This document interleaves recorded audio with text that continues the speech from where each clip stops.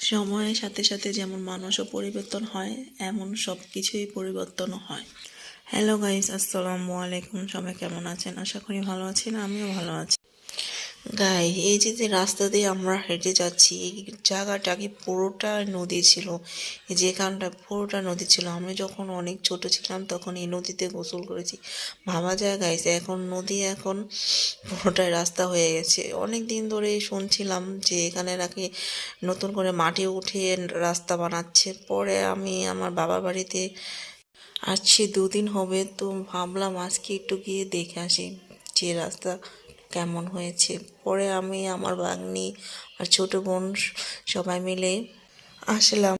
তো আমার ভাগ্নিরা বলতেছে গাইস, ওই যে গেট দেখা গেছে ওখানে নাকি মাদ্রাসা হয়েছে। বলতেছে আন্টি চলো মাদ্রাসাটা একটু ঘুরে দেখে আসি।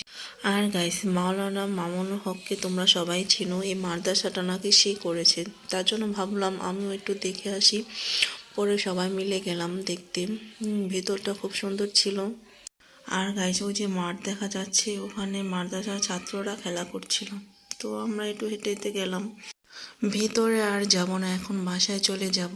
আর গাইস, আমার ভিডিওটা যদি তোমাদের ভালো লেগে থাকে অবশ্যই লাইক কমেন্ট করে পাশে থাকবা।